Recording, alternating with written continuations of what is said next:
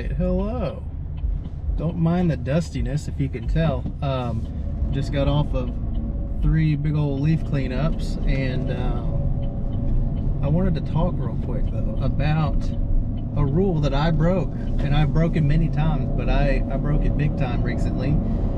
If you're following the Lawn Side Chats series, maybe it's already been uploaded, maybe it's coming up, but you'll be able to tell by the titles of those. I got burned on some trees, and here is the story, and then I'll tell you the rule after that. I went and did a quote for a lady to put a landscape in for her, and it was a very straightforward job. Basically 6 trees and then something like 18 other plants, just hydrangeas and roses, right?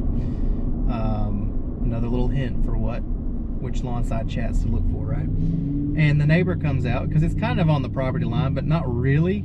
And the neighbor comes out, and long story short, really confidently just offers, like, oh yeah, that would be a really nice thing to see. We'll actually just, I'll pay for the trees. And me and her both were kind of taken aback, but we're like, okay, sure, fine, well, okay. And it was at that moment, and I didn't know at the time, but it was at that moment that I totally screwed up, because I have a rule, and I have a very specific reason for this rule. The rule is 1 point of contact. 1 point of contact. And what does that mean? It means I only want one person to tell me what to do on this property.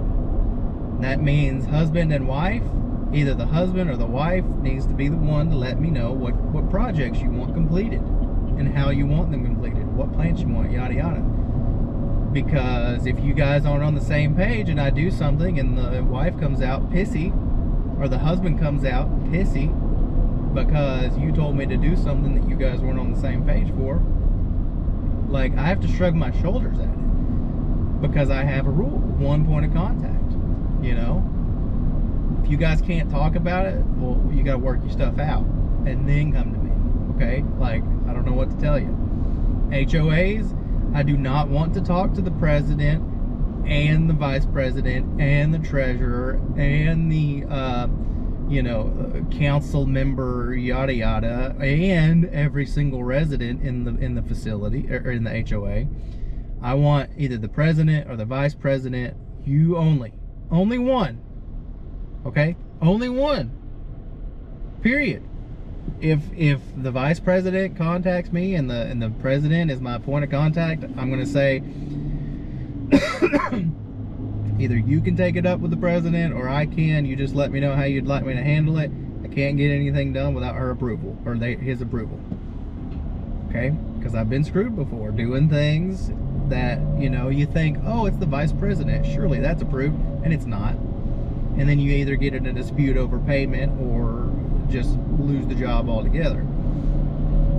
So where I screwed up with this job is I took on the joint landscape, and I said, you know what, sure. And the reason I did that was because it actually felt different, right? It felt different than most of these situations, and because I worked for the neighbor, I worked for the lady I was doing the quote for, and the guy seemed like fully on board and really into it. But then we get into the process, and I give him pricing on the trees that we're going to use, which are arborvitaes. And my goal with this landscape project, it was a privacy barrier. Okay, so in my mind, that means bumpy road. In my mind, that means we need big old trees, big boys, right? Something fully grown that we're not going to have to wait a decade on to get a privacy barrier, because trees take a long time to grow. So 2 or 3 weeks ago, maybe a month ago, I began the process of ordering plants, pricing, giving definitive quotes and approvals, and talking with the guy that wants the tree. Like, the first lady, the initial one that wanted the landscape, it's mostly on her property, was fine with everything. Even the trees, she would have paid for in full, right? The guy with the trees, he kind of ghosted me halfway through because I told him, you know, if we get these big, fully grown, mature trees, they're huge, they're hard to handle, the hole is going to be hard to dig, there's a lot of soil amendments to add in. It's $140 minimum per tree, and there's 6 trees. And he ghosted. Didn't respond to anything I was saying. And then I get there the day to do the project, and in my mind, and in the initial customer's mind, she was fully prepared to just pay for everything. However, I had gone ahead and bought smaller trees to accommodate what the other guy wanted. Okay? Because there was the off chance that he would come out and still be on board to pay for everything, right? And so I have the smaller trees, and I told him the price, the new price for the 6 smaller trees, and they were way smaller than what I wanted to plant. They were not at all what I wanted to plant. And it was $300 total. Now, mind you, that price, I worked it a little bit, and I would have normally charged more, but because of him offering to pay for them and having that weird, like, moment of ghosting, I was trying to work the price a little bit, right? So that was it. That was the price.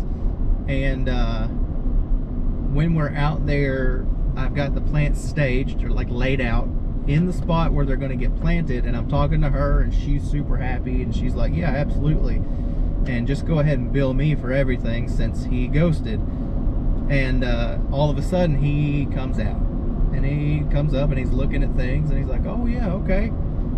And I told him, like, you know, we went ahead and got the smaller trees, you know, they're a little bit bigger and just a hair more expensive, but you know, it should fit the budget a little bit more. And here's the price. And I typed it up on my calculator app, and I showed him. And so he's like, oh yeah, okay, that's way better. Yeah, absolutely, no problem. And he's seen, and we were looking for 5-10 minutes of exactly where they're laid out. He saw the price on my phone, said it was a great price, much better. And so I got the job going. And about 5 hours into a 6-hour job, basically, he comes out and he says, am I responsible for all of these trees? And I said, well, that's kind of what you said you would do. And he said, well, I thought they were more going to be on our property line. I was like, well, you were out here looking at them laid out earlier, and you said that was good, and you said the price was good. It wasn't an issue. And he said, well, why don't we do 200 on the trees? And I said, no, because I've already cut, the 300 is already cutting the price just a little bit more than what is typical anyway, and you already agreed to it, you know. And like I could have, like I said, the lady, the original lady, I said, has already paid her portion in full in cash. So I'm not gonna go take another penny from her, because, you know, if you had never come out, I would have billed her for the entire project. She was fully fine to pay for it, but you said you wanted to pay for it, and then you came out today and reaffirmed you were okay paying for it. And here I am an hour away, and you're wanting to not? And he said, well, I just thought they were all going to be on our side. And I said, you know what, dude, just forget it on the trees. I'll just eat the cost, I'll take the loss, and you just pay for your pine straw, because he was getting pine straw too. And I just told him, like, you know, just don't worry about it, and I'll just move on from it. It's really not that much money. I'm already taking a loss on it to begin with, so I'll just eat it. And this is totally, I told him all this. I said, this is totally my fault. I should have never done a joint landscape. And you know, it's just like I say, pay for the pine straw, and then we'll move on, and you know, that'll be that. He ended up paying, I think, $200 for the tree. Or no, he only wanted to pay $100 for the trees, because only, I think, half of them were on his property line. But again, he offered to pay for all of them. and he saw where they were laid out before I started digging the holes. So I don't know, man. He just, all of a sudden, after I slaved around for about 5 hours, he changed his mind, right? And here's the deal. It is totally my fault. I should have never taken on a joint landscape project. And this is just a total reminder as to why you only want one point of contact. At the very least, if he wanted to pay for those trees, I could have billed her for everything and they could have worked it out separately on their own. That's the way it should have been. You know, I invoice her for the full $2,800. They mince about and take care of the trees amongst themselves. And at that point, I'm not getting screwed. But the way this ended up, not only am I not getting really paid,